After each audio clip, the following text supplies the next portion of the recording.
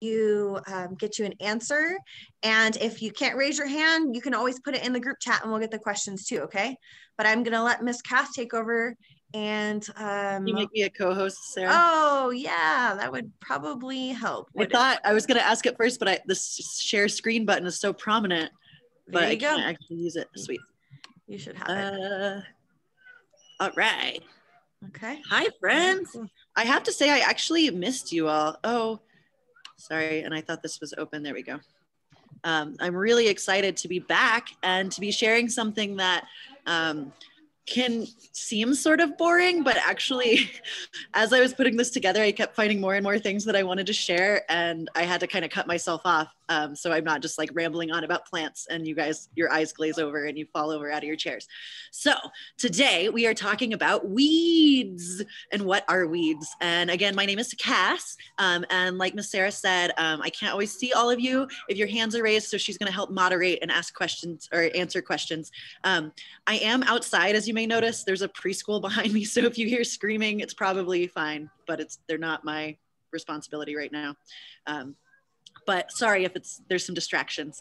I do work for a place called the Field Institute of Taos. I don't remember if I mentioned that last time, but we run outdoor education up here in Taos County. So if you live in this county, maybe you know me or have been to one of our programs, or you could join in. We do a lot of outdoor education stuff, but also mountain biking programs and camping stuff like that.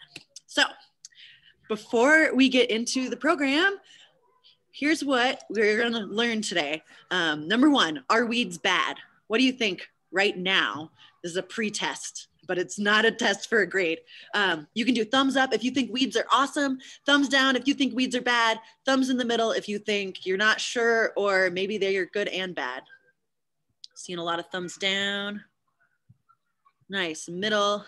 So that's one takeaway. And then our next takeaway is, what is an invasive species? Has anybody heard that term before? You can give me a thumbs up if you've heard that term. Maybe if you're feeling really confident, you could write in the chat what you think an invasive species is from right now, starting off with the class.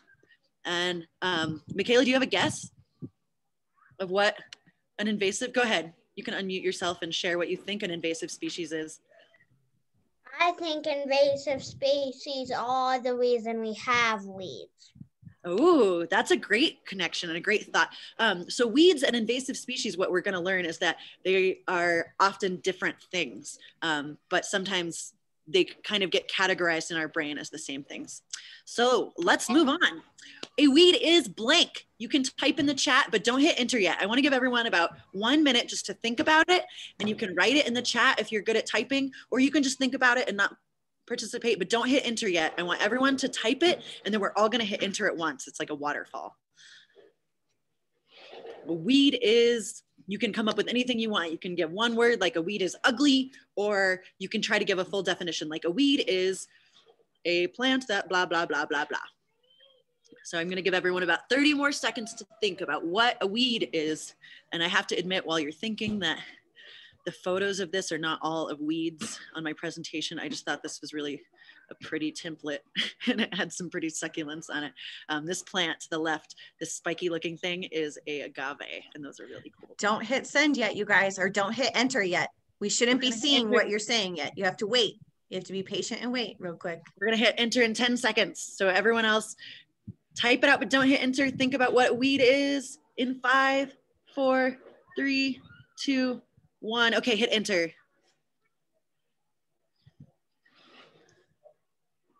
And share what you think a weed is. Nice. Do you want me to read some of them off, Cass, or can you see it? Yeah. A weed is a plant, a weed is bad. Oh, invasive, nice. Can be good or bad. Bad for flowers, amazing, cool. These are great. We kind of, oh, I lost my cursor. Cool, all over the board. I found this definition of what a weed is, and I thought it was pretty cool. A weed is a wild plant growing where it is not wanted and in competition of, this is a big word, cultivated plants. That basically means the kind of plants that you grow with intention. Cultivated is when you like plant a garden or plant flowers in your flower box. Those are cultivated plants. So a weed isn't always a specific plant. Like dandelion is not classified as a weed unless it's something that people don't want. So a weed is basically something where it's not supposed to be or where people don't want it. Those are great guesses, or you all did a great job of assessing that. Who can spot any weeds in this picture of a garden?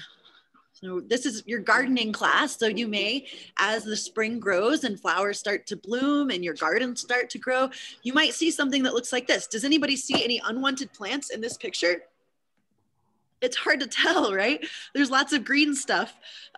Through my sort of trained eye that has significantly more years than most of you, I can see a couple things that we're going to talk about, including this thing that looks like the person's pulling it out, removing it from their garden. But it can be kind of hard to tell what a weed is. Hold questions for now, or you can type it in the chat and I'll have a time for questions in just a minute, but I'm glad your brain is thinking. So there are weeds in this picture, but if you're not really trained, sometimes if you're trying to pull green things out of your growing garden, you might accidentally grow something you're trying to grow. So we're gonna talk a little bit about that. First, we're gonna talk about why are weeds bad? Why is it bad to have, in this picture, there's lots of green stuff growing. Isn't it great to grow any green stuff? Well, yes. If you're trying to protect the soil from eroding and blowing away, then it's awesome to have anything that grows to grow on that soil, because otherwise it would just be dirt and it would blow into your eyes or it would blow away and then we wouldn't have dirt anymore. So depending on what you're trying to do, weeds or plants can be a good thing. But if you're trying to grow carrots or something specific in your garden, a weed is competition. So let's think about, oh, I meant to have this. I'm giving it away. What are some things that a plant in your garden needs to survive? There's some big hints on this picture. Let's see, Michaela has her hand raised. I'm gonna scroll through. What's one, Michaela? It needs nutrient-rich soil. Nice, and that's what we see on the bottom. Harper, what's another thing a plant needs to grow? Sun. Yeah, and there's sunlight. And Brooklyn or Adeline, whoever's hand is raised, what's another thing a plant needs to grow? Water. Yeah, so those are the three main things that your garden needs, right? It needs nutrient-rich soil, not just sad dirt. It needs lots of sunshine and lots of water. Thinking about where we live in New Mexico, what is the most abundant? What is the most common one of those resources that plants get? Any guesses? You can type it in the chat. Sun. Yeah, there's lots of sun in New Mexico, but we don't get a lot of rain. And our soils don't often look as delicious and black as these soils do. So plants growing in your garden have lots of sunlight, limited water, which is why you have to water, and sometimes you have to add nutrients to the soil. So let's say that these are all the little seedlings popping up. This looks like grass. Let's pretend we're growing wheatgrass in our garden and we're so excited it's growing, and then boop, do you see that? What just popped up? It's a dandelion. And as from our last conversation, dandelions can be awesome. If I was trying to grow dandelions to eat, I'd be so excited, but I'm not. I'm trying to grow wheatgrass, and now all of a sudden there's this dandelion. Well, why is that bad? Because the dandelion disappeared. There we go. The dandelion is going to be soaking up some of that precious water, and it's covering up some of those precious nutrients. So now all my wheatgrass that's growing over here by the dandelion is getting less of those resources. Uh-oh. So a week went by, and now there's more dandelions. What's going to happen to the resources that my wheatgrass is trying to get? Really bad. Yeah, more water is gonna go to those dandelions. And now there's another thing sprouting up, but I don't know what this sprout is. Should I pick it? Should I pull it, or should I leave it? What if it's another wheatgrass? Pick it. Yeah, at this point, I'm pretty sure my wheatgrass is growing. If there's something new growing, it's probably a weed, so I might pick it at this point because I know where my wheatgrass is. But if my whole garden was just starting and a little sprout was coming out, I don't often know if it's my carrot or if it's a weed or if it's grass. So sometimes you actually have to leave weeds a little bit because you don't want to pull all your garden out thinking they're weeds. So I might leave that little sprout. Oh no, but I left everything because I like dandelions, and my dandelions got really big. Now what happened to my wheatgrass? They're dying. Yeah, my dandelions are huge. That sprout's still there. And now the dandelion is so big that, oops, that it's blocking some of the sun from my wheatgrass. So that's just to visualize why weeds are competition. They're stealing the nutrients. I personally don't like pulling weeds because I'm glad that they're a plant and they're growing and they're like my little friends. And I'm like, oh, good job, little guys. But if I'm trying to grow something like carrots or spinach and there's tons of dandelions pulling all the nutrients out, then my spinach might not taste very good or it might not grow very big. So that's why gardeners have a lifetime feud with weeds. All right, we're gonna play a little game called Spot the Weed. Do you see any weeds in this garden? Yes. Oh yeah, there's lots of weeds, huh? You can actually see this is a garden with raised beds. So the beds are to the right. It's a beautiful garden. And there's some beds to the left as well. And fortunately, these weeds are mostly in the pathway of the garden. So do you think we should pick these weeds or leave them? Pick them. Yeah, you could do either. You could leave them because picking them takes a lot of energy. Or you could pick them because even though they're not in the way of the garden, they might produce seeds and the seeds will blow into the garden. And then next year or in a month, depending on the variety of plant, you'll have a lot of weeds. So if you're trying to cultivate or garden an area, most people don't want any sort of weeds unless you're like me. Grandma, Can't stand to pull a plant. Yes, Michaela. my grandma leaves her weeds because where her gardening beds are, we have there's like there could be a weed from 2 blocks down and it would somehow end up near our garden, so we just leave the ones outside of the garden not really bothering us out, and then we'll pick them. They don't really ever get into our soil. Thank you for that perspective. Yeah, it depends on how much time you have also. This gardener in this picture, it looks like they've spent time to pull the weeds out of their garden beds, but maybe they just don't have time to pull all the rest of the weeds. Then some people resort to things like weed killers and herbicides, herb meaning plant, not just like herbs and seasonings, but an herbicide is sprayed on a plant to kill it, but sometimes that could get into your garden. So let's look at another picture. Do you see any weeds in this picture? No. Yes. Yes. There's a lot of different beautiful kind of plants. In fact, some of these we're going to talk about shortly. But I actually don't see, what I see is lots of nice little rows. I see lots of plants growing in those rows, and I don't see some scraggly little plants in between those. So I would say, see weeds. you see a couple? I would say that this is a well-weeded garden. Some of those things look like grasses, which can be considered a weed. It's a grass, but if it's a grass growing in your garden, then it's considered a weed because it's not in a place you want. But I think those actually might be chives or something growing. Sorry, I thought something. What about this? Remember to mute. We're going to have a question section in just a moment. What about this? Does this look like weeds or garden? Weeds. Yeah.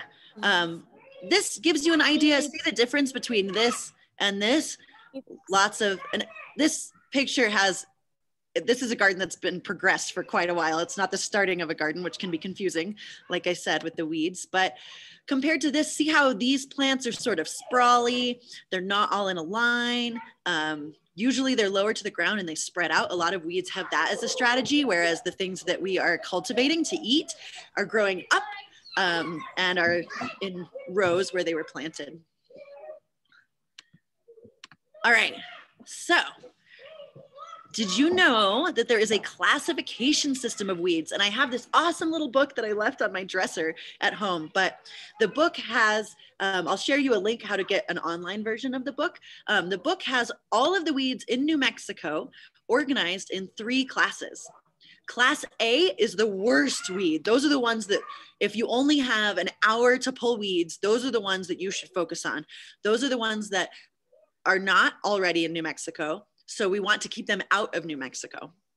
Class B are the ones that are found in some areas of New Mexico. So if you see them, you should help pull them so that they don't spread. And then Class C are weeds that are all over the place, which is a bummer, but it's such a big problem because there's so many millions of these plants all over our entire state that they need a bigger management plan with lots of different organizations to help to help them. And I think that this is really cool to have this classification because, again, I'm sorry I don't have the book to show you, but when flipping through the book, I can flip through and see which are all the class A weeds. And because my mind loves plants, I can look at all those plants, and when I see them, even sometimes if I'm standing outside the grocery store or outside of a friend's house and I see those weeds, I just start pulling them because they're not supposed to be in New Mexico and they can be a danger, which we're going to talk about more. So the reason this is called From Bad to Good to Eat is because I'm going to talk about weeds that are common to your garden.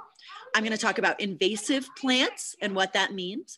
And then we're going to talk about some weeds or invasive plants or both that you can eat. So we're sort of continuing on our foraged foods ideas from last week.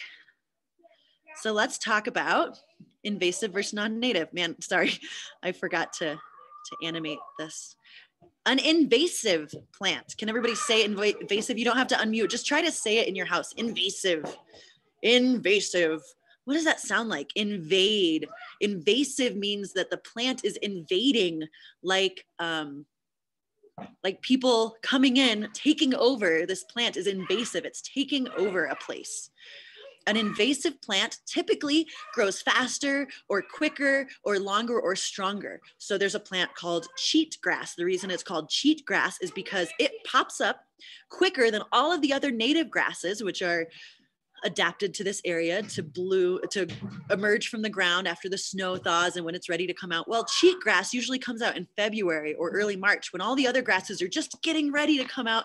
Cheatgrass is like pop, and then it grows really fast and it sends out seeds before it spends any energy doing anything else. So it spreads its seeds before the other hundreds of native grasses get a chance. So invasive species usually have some adaptation, some sort of characteristic that makes them have an advantage. An invasive plant, because it usually came from somewhere else, doesn't have a lot of natural enemies, where native grasses have lots of animals that like to eat it. Those animals might not have a palate, a taste for these invasive plants that get brought over on purpose or on accident. And so they don't have natural enemies. And the fruits or seeds aren't eaten. So they drop and they get to produce lots and lots and no one's eating them. A non-native plant is similar to an invasive because it's not from here, but it's different because, oops, man, sorry, I messed this all up. There we go. A non-native plant, oh, no, we are gonna, sorry. That picture is an invasive species, a very famous one, if you go on to study this stuff, called kudzu. And it's not here in New Mexico yet, but it's famous. It's all over the East Coast. And it's a very fast spreading vine that's from Asia, I think Japan. And it was brought over here on accident. And now if you're driving in the East Coast, you might drive for miles and see nothing but these seas of vines. They take over. They're growing on these trees. They're growing on all the plants, and none of those plants can survive anymore. So kudzu is a terrible invasive plant. You see it's taking over. It doesn't have natural enemies. And sorry, that's a different picture below. I did this bad. A non-native plant, unlike kudzu, unlike an invasive, a non-native plant is still from somewhere else, but it generally adapts to the area. Things start to eat it. It doesn't take over, so they're a friendlier plant. Like this little picture that's been on the screen. This is one of my favorite flowers called a salsify or salsify. I'm not sure how to say it, but their roots, I think, are edible. I've never tried them, and I don't recommend you try them unless you have someone guiding you through. But the flowers, I think, are just beautiful, and they make these huge dandelions. You may remember the picture I shared of myself last week. I'm holding the flower pod, the seed pod of these, which look like giant dandelions. So these are from Europe, but they're not invasive. They're not taking over. They are found in a lot of different places, but pollinators still get pollen from them, and they are a helpful plant, even though they're not from here. They're not a problem. Does that make sense to everybody? Let's see, I'm gonna scroll through. Does anybody have any pressing questions before we talk more about weeds? Yeah, there were a couple people that had hands up and I asked them to put it down until you asked for questions. So maybe Harper, I know for sure. Harper, did you have a question? Let's start with Harper. Yeah. What's your question? Weeds are bad for your grass because they could get a fungus. Oh, yeah. Weeds can take those nutrients, like in our picture, from grasses. That's a great point. Who else had a question? I thought I saw a little hand. Ethan or Rowan? Did I see a hand up there? Ethan? That you can eat you can eat whole stalks of yuccas and use the roots for soap. Yeah, you don't want to eat the roots. The roots of yuccas have saponin in them. Someone asked me what that is. Say what's happening? Not much. What's happening with you? Thanks. Oh, look at Miss Cash. She's joining in on our jokes. Isabella, do not roll your eyes. It was funny. Come on. That's my favorite joke. And I've probably tried to set that up like 20 times in my life. And it's never, thank you, Sarah. I love it. Come on. It's cheesy jokes like we tell all the time, you guys. And it's educational because saponin is the part of the roots that make suds and make soap. So that's a great point, Ethan. Thanks for pointing that out. So you don't want to eat the roots because they taste like soap. One more, any other questions?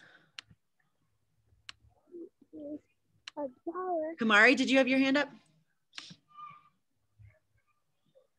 I scrolled past. Kamari, if your hand was up, you can unmute. No, I don't have a question. I'm just stretching. Okay. Estrella, or did you fall over? Was that a help me, I'm falling over hand? Okay, we're gonna get back to it then. And we'll have time for more questions. So hopefully you kind of understand the difference between invasive and non-native plants. Invasives, both of them are not native. Both of them are from somewhere other than wherever you are, like New Mexico. They're brought in from Europe or California or Japan, but one takes over and one is okay. Cool, so let's talk about some plants. This one is probably familiar. Has anybody ever seen this guy before? Oh. These are a terrible weed called Goathead. And I say they're terrible because I feel like I was told that there's something useful about them, but I don't remember. Mostly they just hurt if you step on them. They stink if you run your bicycle tire over them. And they grow in these giant mats. This actually isn't a very big one, but I've picked one up before that was at least 6 feet across. And it's actually sort of satisfying to pull these because they have one taproot in the middle. And as long as you can pull that taproot, if you're pulling it, you need gloves on. Otherwise, you should use a tool to help pull that taproot, but it makes this really satisfying pop noise. And then you can pull the entire plant, even if it's 6 feet long. The 6 feet one that I pulled, it looked like a giant wig. It was like all droopy once I pulled it, and it felt very satisfying. So those are goat heads, puncture vines, tiny leaves. They sometimes have yellow flowers, but oh no, it says my internet connection is unstable, but I'm fairly close. Hopefully there's no problem. Yeah, and we can still hear you. You went a little choppy there for just a second, but you should be good now. Cool. Hopefully it's good. Abby, Lila, or James, did I see a quick question about puncture vine? I was wondering, when you pull weeds, should you throw them away, or what should you do to dispose of them? What a great question. Let's think about that. So normally when I'm pulling like dead material out of my garden, I want to compost that. Like we talked about the first week, composting, putting that brown material in your compost is great to help enrich it. But I don't want to put my weeds in my compost because if the weed looked like this, I don't see any seeds on it, but I never know. There might be one little seed that's germinating. And if I put it in that happy compost, it's just going to be so delighted by that nice, warm, fertile, nice, nutrient-rich environment. And then I'm just going to grow a lot of weeds. So that's a great question. When you pull weeds, you should throw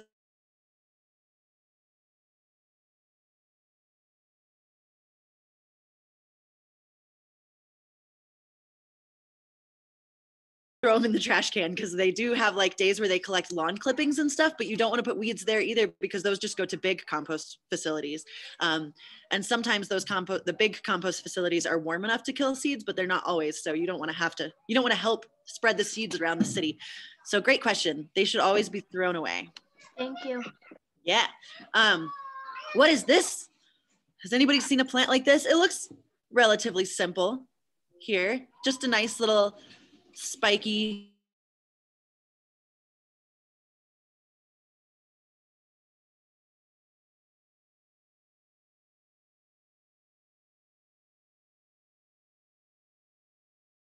ocean where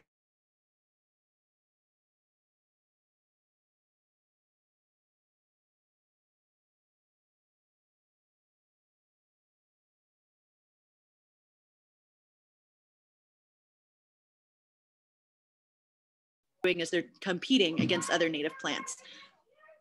You may have noticed if you've in areas, I think this one is from Albuquerque, Amarillo does one too. This is a giant snowman tumbleweed. So sort of a funny joke of what to do with these giant tumbleweeds that are growing. And these actually look like 3 individual plants. So these are like gigantic tumbleweeds. I've seen one before that are made out of just like a whole bunch of tumbleweeds thrown in together. But those are a plant that we want to pull. I'm gonna go back to that. So obviously it's easier to kill it when it's, hold on just a second. When it's green like this, you can just pluck it right out of the ground. You probably don't need gloves, but you can get into the habit of wearing gloves, pull it right out, and then you're preventing this and this, and you're preventing the spread of those. But again, it's sort of hard to tell. I thought I had a picture of the seedling. When they're first starting to grow, it can sort of look like a grass or another thing. And in this picture, this ground could sort of use something growing in it. It looks like it's really dry. Having some sort of plant might be nice. So if you're not sure what it is, you might want to leave that plant until it grows and you can identify that it's a tumbleweed. And then once it turns like this and the seeds start falling off, it's a little too late to get rid of it. Foxtail is another weed that is kind of a sad weed. It's just a grass. And like we learned last time, grass seeds are edible, although these seeds look pretty fuzzy and not very tasty. Grasses have a lot of good things that they do, like holding on soils, but these are weeds. And the reason I put them in this presentation is because they can be really bad for animals.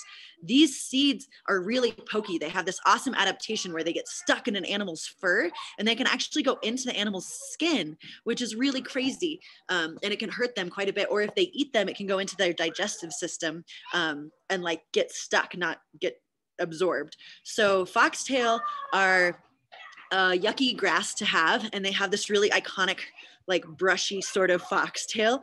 It looks a lot different when it's green than once it dries yellow. It looks a little bit different than this. But when I lived, I'll show you where I lived in a moment, these were everywhere and they outcompete with other grasses. And again, they're bad for animals. So I would pull them whenever I could. Let's see how we're doing on time. Kamari, did you have a question about foxtail? Your hand icon was raised. Okay. Let's just scrolling through. Has anybody seen this plant before, the foxtail? Hard to remember if you haven't been paying attention that you've seen a specific grass. But now that you have this, oh, Brooklyn and Adeline have, now that you have this image in your mind, keep an eye out for it because like I said, it can, or especially if you're walking your dog somewhere, don't let your dog eat it or trample through it if you can. It's not like immediately gonna kill them, but it's better to avoid it. Harper, did you have a question? Yeah. What? Why do they get into your skin? You know, I haven't heard of any incidences of them hurting humans. Maybe our skin is just a little bit different, but the way that the seeds, I wish I had a cool picture of like a zoomed in picture of what the seeds look like. They have like this little hook on the end so they can hold on to fur. They're really adapted to attaching to like dog fur or bear or whatever they have adapted to in the wild. But I haven't heard of them hurting humans. This is a cool plant. Have any of you seen these before? This is actually a native plant, but if it grows in your garden, and let's see, my potato garden last year had a lot of these in it, then it's competing. So it can be considered a weed. So it's not a non-native and it's not necessarily an invasive, but it can be considered a weed. This is a plant called Silverleaf Nightshade, as you can see in the top, and it's related to tomatoes. So we can eat tomatoes. It's actually related to potatoes also. We can eat potatoes, well, the roots. We can eat tomatoes, the fruit, but we can't eat these. These make a little yellow berry. It sort of looks like a tomato, but it's circular and it's bright yellow. So you shouldn't eat that. And you can see, even though the flowers of this are really pretty, you can see that on the bottom that it has these spikes. So this is definitely a plant that you want to pull out with gloves on. And it's pretty iconic. It has these sort of light green, the leaves are sort of wavy, and I can't think of any other flower that is bright purple like this, star-shaped, and has these prickles on it. So if you see something that looks like this, it's almost positively nightshade. And again, it's native, so pollinators that live nearby can get the pollen out of this, but it would outcompete the plants in your garden. So if it's growing in your garden, you could pull it. Estrella? Also really, really bad for horses, like Yeah, really bad for horses. So don't ever let a horse eat it if it's nearby your property. Thank you. Yeah, another bad for animals. Estrella, did you have your hand up? Estrella? Yeah, what's its name? This is called Silverleaf Nightshade. I think it's often just called Nightshade, which can be a little confusing, but you can also, if you don't remember the name, you can come up with your own name, like spiky stemmed purple leaf or whatever will help you remember. You don't have to always go by the scientific name. That's how common names come up. All right. We're gonna move to one of my favorite weeds, because this is also one of my favorite weeds to pull. This is called bindweed. Very simple, bindweed. And I want you to notice two things. I want you to notice that the flowers don't have petals. They're sort of just like a pentagon shape, like 5 sides, right? 1, 2, 3, 4, 5, without specific petals. And look at the shape of the leaves also. They kind of look like an arrow. So those are 2 ways to identify it. It's also a vine. So usually it kind of creeps along the ground first, and then it goes along plants. Like this is growing on, looks like some grasses, and it kind of winds itself around. The reason it's called bindweed is because it will wind itself around those plants and eventually choke them or just cover up the sun from them. And it grows everywhere. Once you start seeing this is the plant that I'm always picking in front of grocery stores and friends' houses or when I'm on walks. Again, because it's really satisfying to pick, but also because it's everywhere. And it's sort of a losing battle because this plant can grow roots 20 feet underground and spread them 20 feet out. So I can sit down and pick every bit of bindweed that I see, and then it's just going to send its energy to somewhere else that I don't see and send it up. So it's really hard to kill bindweed.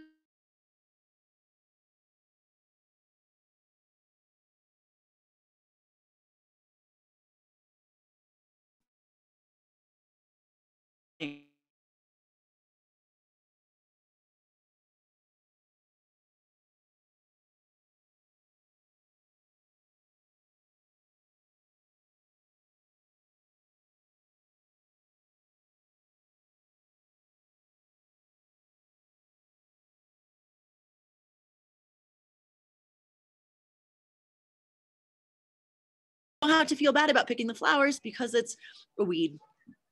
Here's a picture of it growing over plants, and it doesn't look like it's a huge danger to this plant. There's just a few leaves there, but eventually it could. I've seen it like all wrapped around some of the native plants that are trying to grow. Cool, one more I think, and then I'll take questions. This is where I had to start cutting myself off. Those are the main weeds that I think are easy to identify, that you may see either in your garden or in a park or in a walkway or around your house. And again, if you're not sure, you can leave it, but usually as it gets a little bigger, it's pretty clear what it is. And I will also share with you some guides, like the book that I was hoping to be able to show you physically, of that can really help you identify what they are. One last plant I wanted to talk about is thistle. Thistle does have one species of native thistle in New Mexico that we do want to grow, but most of the thistle you see are not that native species. Most of the thistle are milk thistle or bull thistle or knapweed or knotweed or all of these dozens of different thistle species. So generally, if it has these really spiky, thorny leaves that hurt you if you touch them, and these really big, bushy purple heads, then they are invasive. But they are also super delicious to pollinators, and pollinators love to get the pollen out of the flower heads. So sometimes if I'm really careful, I'll leave the flower heads and then I'll either go cut them off before they can seed, or I'll remove the plant. But once the plant gets this big, it's hard to remove it because the root gets really deep. Here's another picture of the flower head, and then the flower head once it seeds. So the flower head, big, beautiful, soft, pink or purple color, pretty. And then as soon as it seeds, now those seeds, all those little tiny fuzzes have a seed on them, and they're gonna blow everywhere. And that means hundreds, if not thousands of more thistle plants. So thistles are one of those class C weeds that are growing all over our state, and they're all over the place. Here's another picture of one that hasn't flowered yet, but you can see those wavy leaves and all those pokey plants. Do you think you should wear gloves to pick this? Oh yeah. And I actually wouldn't recommend picking it at all. I would recommend getting a big, strong shovel, or a big, strong friend with a big, strong shovel, and trying to like go for as much of the root as possible. I also use a hula hose sometimes to try to, when they're little, I've been already fighting these in my yard. There's another picture. This is a different kind of thistle. You can see the difference. These are a little bit more purple, different than the one to the right. I think the flowers are so pretty, but we don't want all those fuzzy seeds blown around. All right. We are going to talk about more things to eat, but before we do, I'm going to see if there's any questions. Naomi has a hand raised. Unmute. Remember those silverleaf nightshades? What about them? What happens to the horses that they eat? I think it's poisonous to them. Yeah, it is poisonous to them. They would have to eat, I mean, one little plant probably isn't going to hurt them, but usually, and Cass will know more if she can correct me if I'm wrong, usually when you find nightshades like that, they grow, there's a lot of them in one place. And so the problem is typically if a horse has access to them, they're not just going to eat one little tiny plant, they're going to want to eat all of them. And that's what could make a horse really sick. Oh, thank you. You're welcome. That was a great question. Searching through. So my very first year in Albuquerque, I'll show you where I lived when I moved to Albuquerque, but I was rolling around and I put it in a pot of some gravel that we had on hand. And then I collected, I collected the nightshade berries, which are bright yellow, and rose hips, which are red. Rose hips are edible, nightshade berries are not. And I made popcorn and I made little strings of the berries and I put that on it. So I made my whole Christmas decorations without having to buy anything, just from things that I found around. And then I disposed of them when I was done because the nightshade berries are poisonous. I'm gonna still searching for questions. And then we're gonna talk about weeds you can eat. Are y'all ready? Is anybody hungry? Is anybody hungry for some plants? It looks like you have one more question. Maeve Jarjuicy. Oh, okay. Do you have a question, Liv? Yeah. How long have you lived in Albuquerque? I lived there for 4 years and then I moved to Taos 2.5 years ago. Do you want to see where I lived? I think it's in the next slide. Oh, yeah.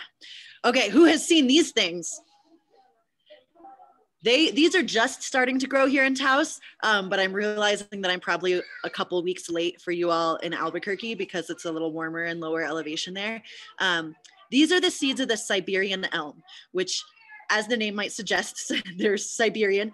They're not from here, so they're non-native. And they're not necessarily invasive. Some people still plant them, but they have an adaptation like the grass I was telling you about. Instead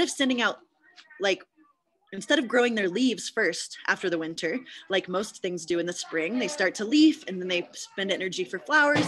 The Siberian elm spends all of the energy that it saved up from the winter just making seeds. And so the first thing you see is all of these seeds, and it sends all of these seeds out. Every single one of these little green things is not a leaf, it's a seed pod.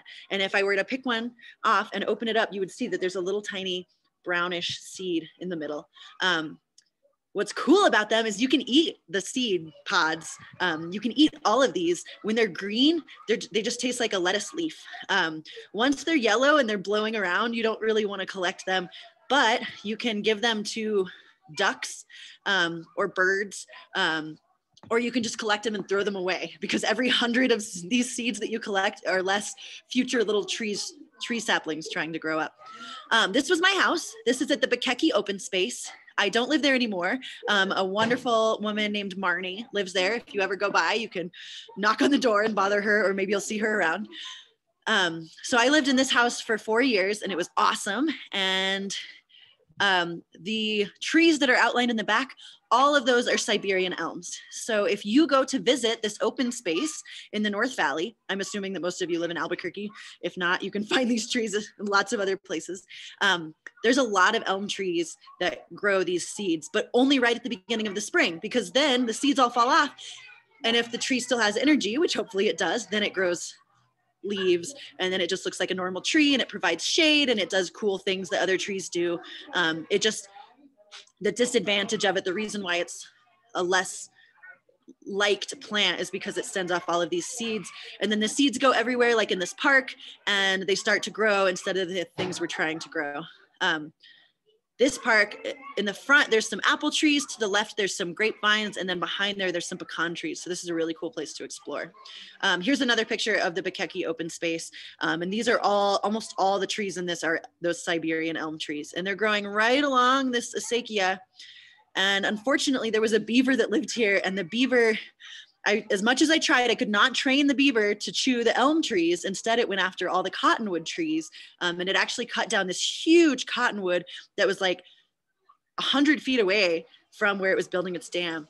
Because the cottonwood, it was a nice soft wood and it was easier to cut down than all of these elm trees growing along the acequia. So there it is again. That should make your mouth water next time you see those. If you missed them this year, eat them up, because the more people eat, the less little saplings will grow, and the more native trees we can grow, hopefully. So that's Siberian elm that we had a lot at the Bikeki open space. I see it all over the place. It's commonly called pigweed. I just learned that actually when putting this together. I know it as amaranth, which you can see in the Latin name that's in gray next to pigweed, if you can read that in the top corner. It's in the genus Amaranthus. So it is a type of amaranth. And this is what amaranth looks like. You can actually buy amaranth seeds and grow them in your garden. There was a picture earlier when I asked you to spot the weeds, the garden that had lots of nice rows. It looked like they had a version of this that had red leaves. That's common. Amaranth is super edible. You can eat the leaves in salads. You can eat the seeds. They actually pop like popcorn. They're not as big as popcorn. They make like little tiny popcorns. If you collect the seeds, you can make them into cold cereal. It's a really common grain with high protein that's commonly eaten in Central and South America. So I've read. I haven't been there. I haven't confirmed that, but so I've read in a couple different books. So this is a cool plant, and this is what it looks like as a weed. And it's not quite the same. It's not a cultivated plant. I see your hand, I'll get to you in just a second. But it is similar. And again, if you're collecting one of these weeds, like if you went to the Bikeki open space where I lived and you saw these growing, you shouldn't eat it because it's probably been sprayed by an herbicide to try to kill it because they don't want it there. But if you're growing it in your yard or something and you know that it hasn't been sprayed, and you double check a couple guides and you have an adult with you and you're positive of what it is, then you could eat the leaves in salad. You want the fresher leaves, not the big ones that have been out for a while because they start tasting a little tougher. Yeah, Jamie, you have a question? What is the fastest way to grow a tree? What was that? What is the fastest way to grow a tree? What is the fastest plant? No, what is the fastest way to grow a tree? What is the fastest way? Oh boy. You know, Jamie, I'm going to pause on that question because I kind of feel like I could do an entire presentation on how to grow trees. Tree growing is like, oh man, I could just like pause right now and just shift and talk about tree growing, which is really cool. And I don't want you to lose that curiosity, but I don't have time to answer that question. So maybe you can look it up later, or maybe we'll have a whole session. Maybe Sarah will have a whole thing about trees and tree growing. That's a great question. All right, another edible plant is purslane. Has anybody heard of purslane before? This isn't the best picture of it. I think I have a better one. This kind of gives you an idea. It's sort of a succulent looking plant. It's got these sort of speckly, shiny leaves. From the right light, it kind of looks like it's got glitter in it. And you can just see that these leaves are just a little bit juicy. These are delicious. It has a very slight lemony flavor, and they grew all over my garden last year, and I would just pick them and eat them as I was weeding for a little extra nutrients while I was weeding. So again, don't just take my word for it and go outside and eat plants, but with an adult, with the guides that I share with you, you can double check. And if you're sure you have purslane, which like I said, is speckly, it's got these kind of juicy looking leaves, then you can try it. And if you don't eat it right on the spot, you can collect a bunch of it, put it into salads, and it adds some nice, unique texture. Another common weed is mallow. Sorry, these pictures, they looked great when I was doing this small, but you can see it has these really iconic leaf shapes. It's almost a full circle, but then there's sort of a Pac-Man shape to it. There's a part where it's coming off the stem and it doesn't have the leaf, and it has these white little flowers, again, which aren't beautiful. Mallow is also growing like crazy in my yard. It's a great thing to keep if it's not growing in your garden. If it's growing in your garden, you might want to pick it because it's competitive. But it is related to marshmallow, which is where marshmallows came from. Before marshmallows were made out of gelatin and sugar, people would eat the root of the marshmallow plant and use it for digestion aids and colds and medicine and stuff. So this is a different type of mallow. I'm not sure, I think I read that you can eat the leaves, but you should double check that. But it's also a medicinal plant, and it's related to globe mallow, which grows taller and has these beautiful orange flowers. So there's a lot of mallow plants in New Mexico. The last plant I'm going to talk about is the mullen. Some people call it lamb's ear, but lamb's ear is different in some places. So I call it mullen. You can practice saying that, mullen. I meant to write how it's spelled, M-U-L-L-E-I-N. This is a non-native plant. It's from Europe, but it's been here for a really long time. Archaeologists recently found some seeds from this plant that they dated to be over 1,000 years old. And guess what? They planted them. And what do you think happened? They grew. These seeds that were 1,000 years old grew, which means that these have a great adaptation. And even though they're non-native, even if I threw these seeds away and they went to a landfill 1,000 years later, they might be growing. So applause to them for doing a great job. But they don't necessarily take over, but as you can see in this picture on the left, they do really well. They do really well in disturbed areas. You'll probably see it in the forest. Yeah, applause for the plant. You probably see it in the forest, you see it in roads, you see it on the side of roads. What this plant is most commonly known for, to me anyway, I call it nature paper or nature's Charmin, because if I'm going potty in the woods because I'm on a long hike, I will use a leaf from this to wipe my tushy because it's really soft and non-poisonous. You don't want to accidentally grab poison ivy or something like that. And so that's what I know it for, but it also has medicinal uses. People have used it to make teas out of, or to make like a sage bundle sort of thing, but with these leaves, and it helps, inhaling it helps with asthma, which I think is ironic, because when I have asthma, I don't want to inhale smoke, but supposedly the chemicals in these leaves help. So it's not something you can eat, but it is medicinal. And instead of putting it in your mouth, I just want you to practice identifying it with its fuzzy leaves. All right, we are back to our takeaway. So, are weeds bad? Thumbs up. Thumbs down, thumbs in the middle. Now that you know everything I just said, cool. Hopefully we have lots in the middle. A weed is just something that grows not where you want it to be. So they can be good or bad. I'd say in the middle. And what is an invasive species? Does someone want to raise their hand and give me their best definition? Let's see, I saw Ethan first. Ethan, you want to share a definition? That one that take over other plants. Nice. Mason or Parker, I saw a hand up. Do you want to add to that definition for invasive? They take over places where you don't want them to be. Yeah. And that's a weed or an invasive species. An invasive, like, I forget who just said it, takes over. Harper, did you have something to add to that?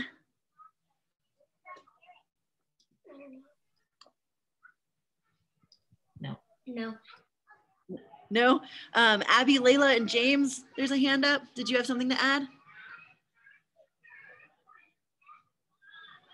We're unmuting maybe. Sorry, you're on mute. An invasive plant is where like there's one area and one grows and then it like germinates seeds and then it goes all over the place. Yeah. Yeah, exactly. Sometimes the seeds go all over the place and sometimes the seeds grow other things that go all over the place, but they take over. I'm going to close this and see if I can pull up, let's see. Can everybody see this website? This is the state of New Mexico's agriculture department, and this is the company, or the organization rather, that puts out the little book that I wanted to share with you. And the link to this website is on the PowerPoint that Sarah will share out, but I just wanted to show you, this has all the lists. You can see the classes, all the lists of all the plants that I talked about, and I thought you could click on them, but I think that's later on. So you can see class A, class B, which are in some places, there's some thistles on there. Class C, which are all over the place, like bull thistle, cheat grass, which I mentioned, and Siberian elm. Those are all on the class C list.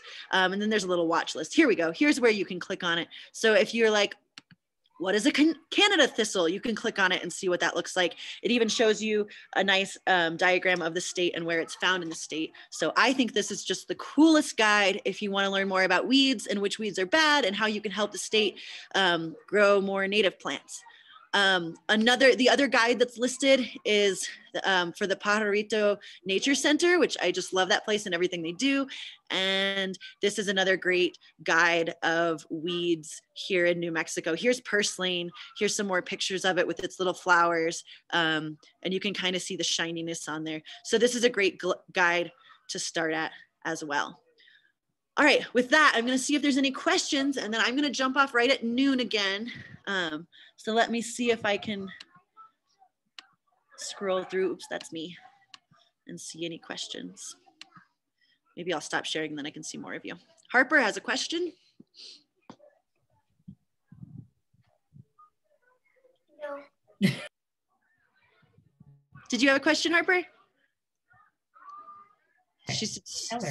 She was stretching. Okay. I stretch too a lot. That's been a problem. I'm scrolling through. Anybody else have any questions? Is anybody inspired to weed? Yeah, you guys are going to get all the weeds, aren't you? I know Jamie Bowman is ready. Good. Yeah, weeding is commonly thought of as like a chore and a task. I think of it not only as a way to get to know plants better. Anytime you're sticking your hands in soil, it's good for you, it's good for the soil, good for nature. But now you know that you can make flower crowns out of bindweed, you can eat purslane, and you can help New Mexico. Cool. Guys, what do we tell Miss Cass? Unmute yourselves, everybody do it. Tell her thank you. Thank you. There we go. Thanks, Cass, I appreciate it. We appreciate you. Bye. All right, guys, so we have one class left in this series, okay? And it's next week, Tuesday, and I'm gonna send an email to all the parents because we're actually gonna be talking about hunting, and we'll talk a little bit about all the animals that you can hunt here in New Mexico to be able to get not only plants, but meat off of our public lands too. So I'm excited to share that with you guys, and I'll see you next week, Tuesday at 11 o'clock, okay? Wait, you're gonna teach that class? I'm gonna teach that class, yes. Okay, good. I don't think at this point, if the other teacher is gonna teach this class, I think it isn't your class anymore. Well, it's only 2. She just popped in and taught 2 classes, Michaela. I haven't had anyone teach a class for me in like months, my dear. It's cool. It's still my class. Don't worry. You guys are still my kids, okay? Okay. Okay. Wait, no, I'm my mother's kid.